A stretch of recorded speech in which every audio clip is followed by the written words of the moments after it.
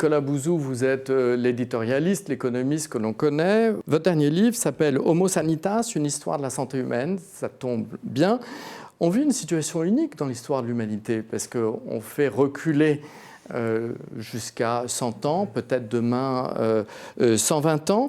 Alors pour vous, l'impact économique de ce vieillissement et plus particulièrement de la perte d'autonomie sur nos comptes publics, c'est quoi? Alors, on peut déjà regarder ce que ça représente aujourd'hui, parce que ça représente déjà des sommes conséquentes. Alors en général, le chiffre, j'arrondis un petit peu, mais on peut dire que ça représente à peu près 30 milliards d'euros par an, hein, donc les financements publics pour la prise en charge de la perte d'autonomie. Alors peut-être que ça ne dit pas grand-chose, parce que c'est un peu la valse des milliards et c'est un petit peu abstrait, mais je peux déjà vous dire que ça représente de l'argent. Mais je voudrais vous faire part d'une étude que vient de publier là, il y a quelques jours Eurostat sur, au fond, le coût du vieillissement pour l'ensemble des pays européens. Et en fait, ce qui apparaît dans le cas de la France, alors ce n'est pas simplement le coût de la perte d'autonomie, hein, mais c'est le coût du vieillissement, mais je mets donc les retraites, la santé, perte d'autonomie, etc.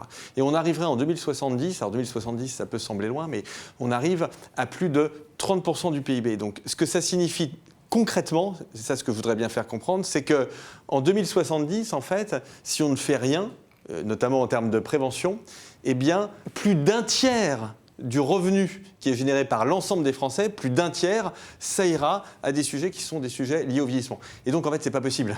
C'est pas possible, enfin, c'est pas possible, ça pourrait arriver, mais à tout le moins, ça n'est pas souhaitable. Parce qu'on a énormément d'autres choses à faire, parce qu'il faut qu'on dépense beaucoup d'argent dans l'éducation, il faut qu'on investisse beaucoup dans l'éducation, on investit dans la défense, etc. Donc, on a de la transition énergétique, évidemment. Donc, on a énormément de besoins. Donc, économiquement, il faut absolument qu'on arrive à freiner les choses. Et alors, j'écoutais avec passion, évidemment, ce que disait le professeur Guérin, et je n'ai évidemment aucune compétence dans le domaine médical, mais j'essayais de relier ça avec les questions économiques, et je me disais, au fond, en freinant le vieillissement, parce que c'est peut-être ça l'enjeu, non seulement, bien évidemment, on va apporter beaucoup de bien-être aux gens, je ne reviens pas là-dessus, c'est complètement évident, et c'est la principale motivation pour le faire, mais on va faire un investissement qui sera économiquement très bon.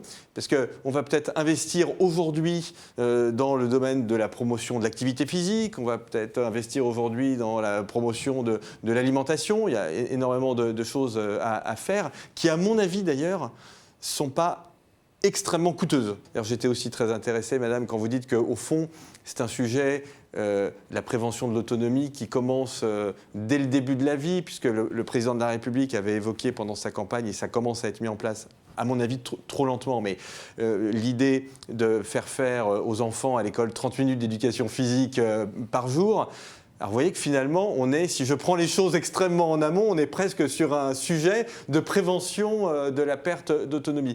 Mais en tout cas, le point important que je veux faire passer, c'est que c'est très important d'investir aujourd'hui des montants qui, à mon avis, sont pas colossaux pour prévenir le vieillissement, parce qu'on va en tirer les bénéfices.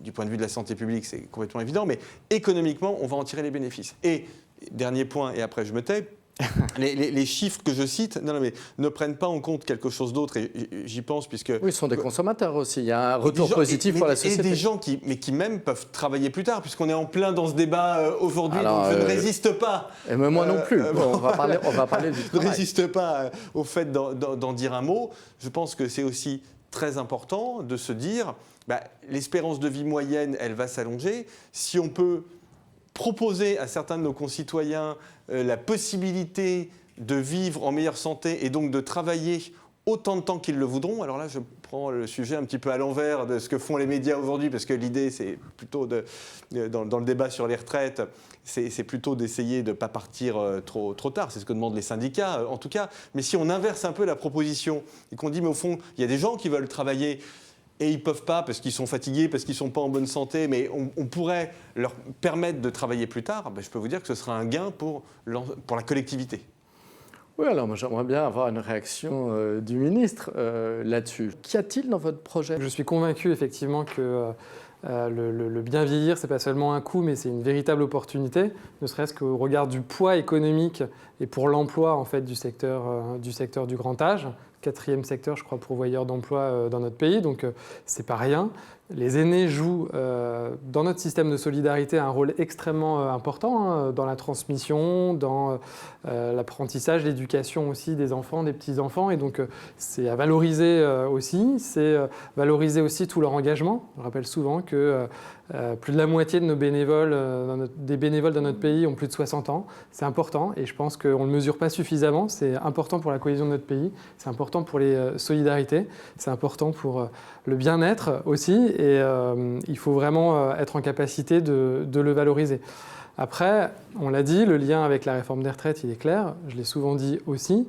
C'est pas la même chose aujourd'hui de parler de financement de l'accompagnement de la perte d'autonomie si on a une branche vieillesse équilibrée que si elle est déséquilibrée. Si demain on doit trouver 25 milliards d'euros par an pour équilibrer la branche vieillesse, autant vous dire que j'aurais du mal à aller demander 10 milliards, parce que c'est le consensus actuel pour accélérer la transformation et l'adaptation de la société au vieillissement, 10 milliards d'euros par an pour financer la branche autonomie de la sécurité sociale.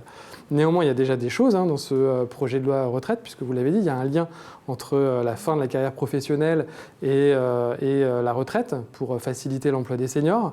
Voilà, je pense qu'on est quand même, on peut se le dire, dans un marché de l'emploi qui rejette les seniors. J'étais avant directeur de la Croix-Rouge, certes directeur général d'une grande association, mais aussi d'une entreprise, 18 000 salariés.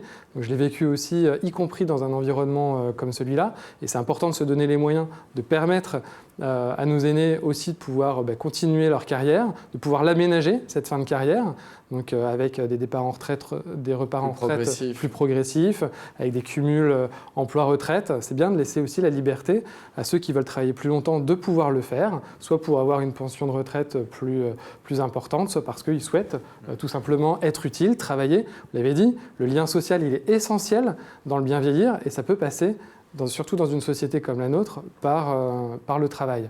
Alors évidemment, toutes ces questions, on les retrouvera aussi dans ce que je porte aujourd'hui, dans mes priorités, que ce soit à plus long terme sur la fameuse feuille de route Bien vieillir autonomie, qui sera la conclusion du Conseil national de la refondation sur le bien vieillir et qui interviendra au mois de mai. On a déjà des prémices et des orientations qui sont fortes, qui ont été inscrites dans une proposition de loi qui a été déposée par la majorité à l'Assemblée nationale à la fin de l'année dernière, qui est une approche aussi qui est convergente avec celle que je porte dans le cadre du CNR, une approche plus sociétale, parce que voilà, vous l'avez dit, bien vieillir, ce n'est pas qu'une question sanitaire, médicale ou médico-sociale, c'est d'abord aussi une question de société, c'est la place qu'on laisse à nos aînés au sein de notre société, le regard qu'on porte aussi sur le vieillissement, la capacité qu'on va leur donner à exercer librement leur citoyenneté, voilà, à être aussi plus en lien.